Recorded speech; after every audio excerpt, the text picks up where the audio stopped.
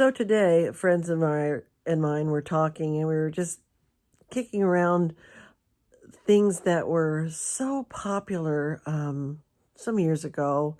I'm not talking about ancient times, which maybe for some of you, like 1950s, oh, that's ancient. But no, we're talking about like in the 70s and the 80s that were really popular. And where did they go? One of the things that and the 90s too, that were popular, we were just kicking around some ideas and some things. And one of the things we're kicking around was payphones. You don't see, there are payphones out there, but ooh, I don't know if you'd want to use one of them, especially now with COVID out rampant, and they're always in these seedy neighborhoods. I don't get it. There's a payphone by an abandoned building. Oh, yeah, I'm going to use that one. But I had a friend, and I think everyone has a friend like this, a crazy friend.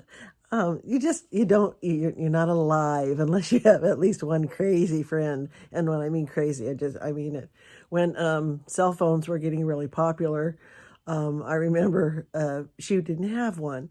And she thought it was just okay to just ask anybody, well, can I just use your cell phone? And she didn't feel any guilt. And I mean, people would say, yes, but, you know, cheap son of a gun, yes, boy, was she ever. But yeah, she would ask people, I need to make a phone call. And, she'd start to get real shaky and, I, I don't have a cell phone. Can I use yours? And I'm thinking, well, you have enough money. You can buy your own. But I don't know if she, to this day, has. And I've kind of gone away from her because she got a little super crazy. She did try to run for some office, like city councilwoman or something, a couple of years ago. And then after I broke off my friendship with her because I just couldn't take it anymore because she was a kook, um, she was arrested for, I don't know, trespassing or doing something. And I'm thinking, oh, thank God, I'm not friends with this person anymore. But so that's what we were thinking about, like, payphones. They used to be prevalent everywhere, and now, no, they're not, because everyone can afford a cell phone, or most people can. I mean, pay as you go, or I think everyone can probably have a cell phone. And that's another thing that's gone away, is that there's not very many people who have landlines anymore. There are a few that keep a phone in the house. I don't know why. I don't feel the need for one. I have a cell phone that does everything like everyone else. One of the new iPhones, I think mine is a 13 or 12 or whatever.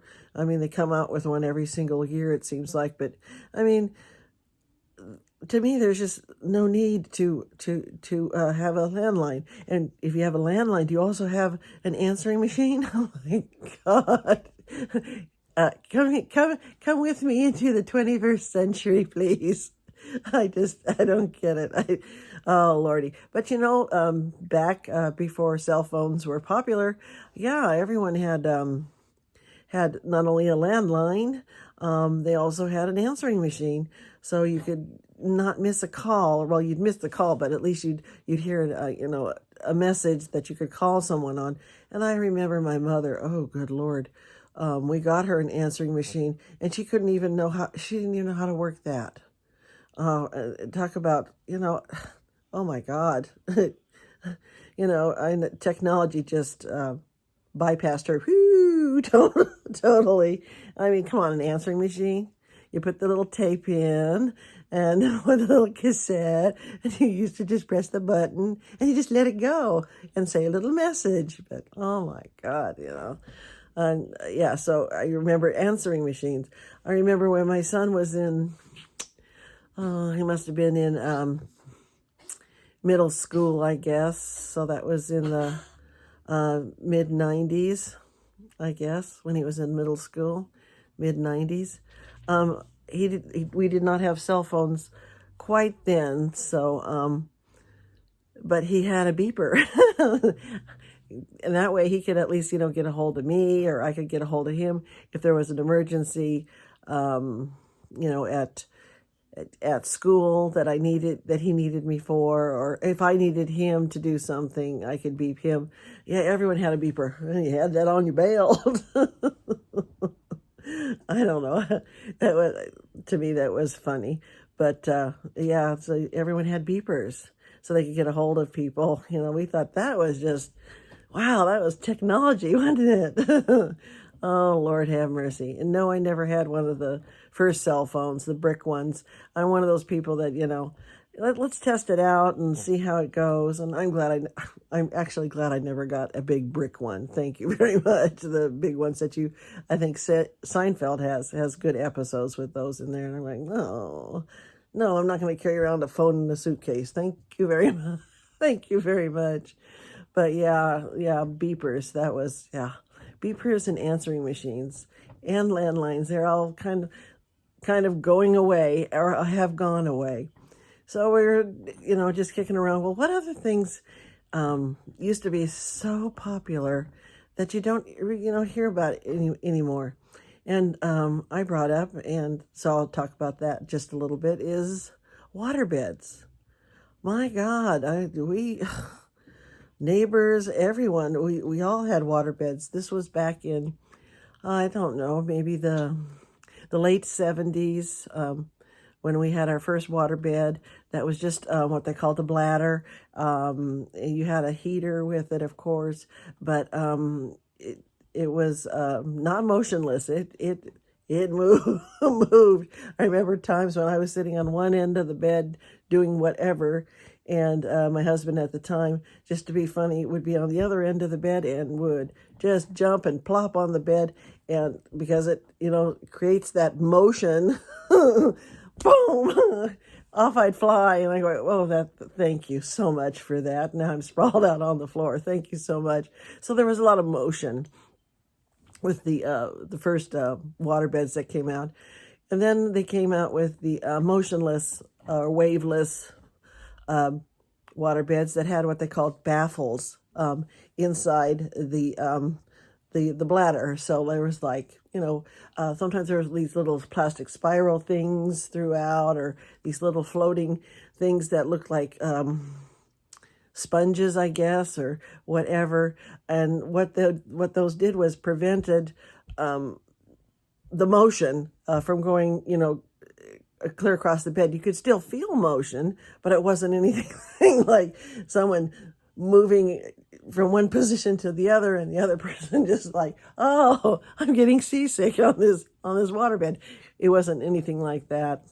So what made them go away is what, I was thinking, what made them go away? The answering machine and the pay phones and the beepers, we know. The cell phones, convenience made them go away with better technology. But why the waterbed? And, I like my waterbed, actually. I love the frames they used to come with, with big drawers underneath, and they sat, flat on the floor of the carpet.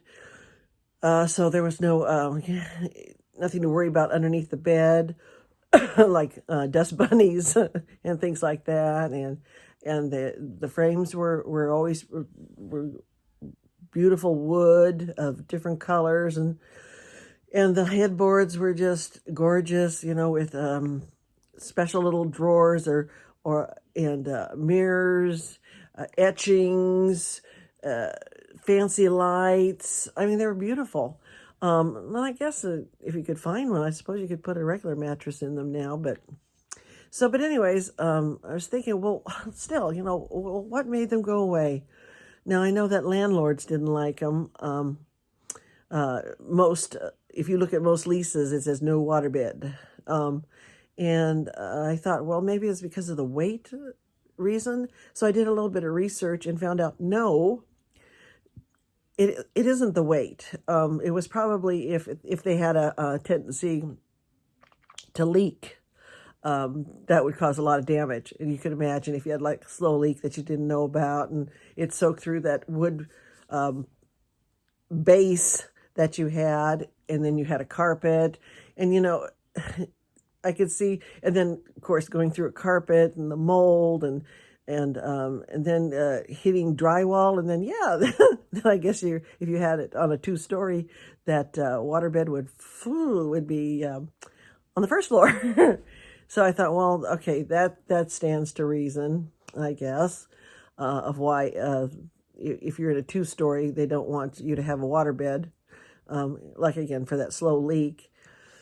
But I thought, still, why aren't they popular? I mean, that's a landlord view. I know that a lot of people didn't take care of their waterbed like they should, meaning you don't just fill it up with water and that's it. That's the end of it. There is a schedule that you need to put and add a conditioner to it. And the conditioner is just like when you have to add something to your spa, jacuzzi, or your pool, it prevents algae from growing in the water. Real simple. I think maybe a lot of people were very neglectful and didn't really think they needed to add that conditioner at certain times. And it did, if you didn't add that conditioner and you forgot about it or whatever, it would smell. Your bed would stink because of the bacteria and the algae or whatever growing inside. Ew. But again, they had their benefits. One thing, you never had to worry about a bed bug in a waterbed because there's nothing there for a bed bug to grab a hold of like on a regular mattress where it's stuffed with whatever man-made material or cotton or whatever. I don't know what a mattress is made out of. I'm not going to go to Google and find out. But anyways, so you never had to worry about a bed bug if you had a waterbed. And and it's good for your back.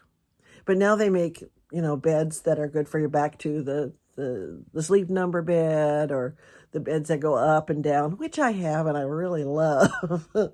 It's it's one of those that you can do all kinds of different positions. And for me, I love it. But the waterbed was designed for people that had back problems or arthritis maybe in their legs or in their backs or whatever, because the water is just kind of forms to your posture. It's not like a hard mattress where it's stiff.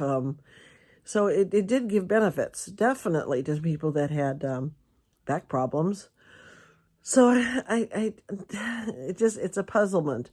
The sheets for the waterbed were very expensive because they had to be, well, obviously they're special sheets. I mean, really special sheets, because you want to make sure that it covers the whole mattress, that it doesn't come loose. And if I remember correctly, they were really bizarre.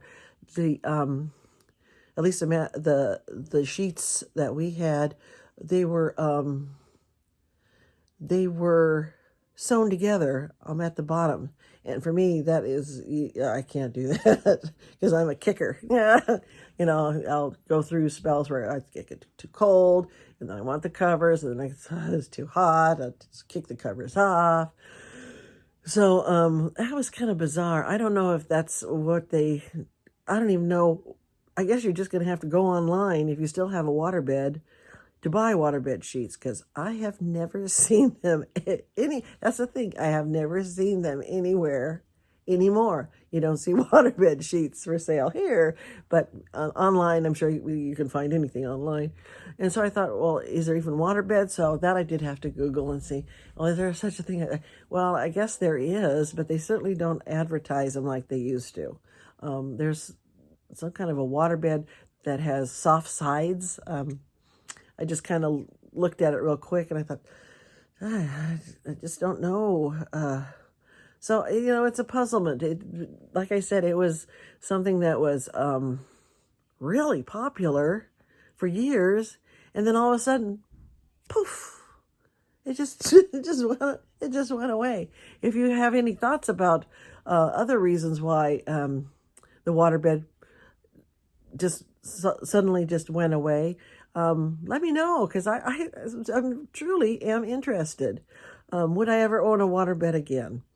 Well, right now I live, we have, we're having upstairs and downstairs, and I live upstairs. And again, I really like my hybrid mattress with, with the bed that goes up, bed that goes down, and in different positions. And I find that it's just, it's comfortable. They make them, I don't think, they don't even call them, well, I guess they have firm, medium, and soft, I guess. And then, like I said, they have the sleep number bed that you can just adjust it to whatever. But yeah, I really would be interested in knowing about what made waterbeds go away, because I really liked mine. I know that they were, if you were moving, you had to drain the sucker, of course. And it took a long time. I mean, you'd have a special hose sometimes, and we'd hook it up correctly, and and lead it out to the yard. But it seemed like it took a long time to drain, and we would have the kids say, "Okay, roll on the mattress," and you would roll on the mattress just trying to get all the water out before you could move it. And then I had heard that the waterbeds that had baffles, if you didn't set up, fill up your mattress again soon, you basically ruined your mattress, your waterbed mattress, because the baffles would never be the same. Somehow they would just stick together, and even though you tried to fill it up, it didn't work. The baffles got, like I said, stuck together, or maybe it became brittle with no water. I don't know. But if you didn't fill it up right away, you would have that issue with all of a sudden your waterbed bladder, I call it bladder, or mattress, it became useless. It was ruined, being so long dried out. So, but still, those are little minor things, because how often do you move? Especially if you had a waterbed, that would be a concern. And so it would be interesting to find out really what caused the fact that you can't find waterbeds anymore. I mean, you used to find shops, stores, that's all they carried, and the sheets and the beautiful bed frames, and don't find that no more. Like I said, it's just like it's gone to the wayside, and I'm not for sure why. So if anybody knows, again, let me know. I'd be interested in knowing why the waterbed is not as popular as it used to be. Anyways, we'll end this segment. There's a lot more of whatever happened to's that I'd like to talk about, and we'll do that next time. Thanks. Bye.